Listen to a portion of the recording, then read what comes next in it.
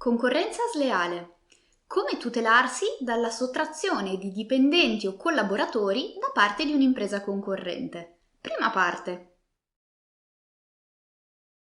In un precedente video, di cui vi lasciamo il link in descrizione, abbiamo fatto alcuni esempi di scorrettezza professionale e in particolare abbiamo descritto la condotta di storno di dipendenti o collaboratori, che consiste nell'appropriazione da parte di un'impresa del personale di un'altra impresa sua concorrente e tramite questo anche del know-how dell'impresa che subisce lo storno. Ma attenzione, il passaggio di dipendenti o collaboratori da un'impresa all'altra di per sé non costituisce atto di concorrenza sleale. Infatti, ciascun lavoratore ha diritto di migliorare la propria posizione lavorativa. Per la giurisprudenza, questo comportamento diventa illecito concorrenziale solo quando è accompagnato da altri elementi, tra cui ad esempio un numero di dipendenti stornati particolarmente elevato, oppure la specifica e ricercata competenza professionale dei dipendenti stornati, che li rende particolarmente appetibili e contesi nell'ambito del mercato di riferimento. In quest'ultimo caso, l'impresa stornante approfitta degli investimenti formativi effettuati dall'impresa concorrente sui propri dipendenti o collaboratori. In ogni caso, per classificare l'appropriazione di dipendenti o collaboratori altrui come atto di concorrenza sleale, è necessario inoltre che l'imprenditore concorrente agisca con il fine specifico di danneggiare l'altrui impresa, aspetto che sarà l'impresa danneggiata a dover provare.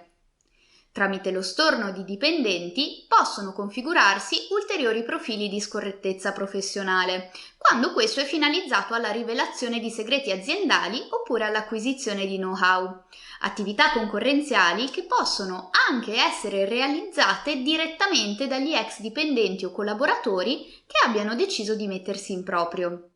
Chiarito cos'è lo storno di dipendenti o collaboratori, in questo e nel prossimo video vedremo alcune strategie da attuare per tutelarsi da questa forma di concorrenza sleale. Le strategie possono essere due. Innanzitutto si può cercare di risolvere il problema a monte, intervenendo direttamente sui propri dipendenti e collaboratori per evitare che decidano di passare a un'impresa concorrente. In particolare, si possono prevedere all'interno del contratto di lavoro di collaborazione specifiche clausole che vincolino dipendenti e collaboratori una volta cessato il rapporto, impedendo loro di prestare la propria opera per imprenditori concorrenti e di rivelare i segreti e il know-how aziendale.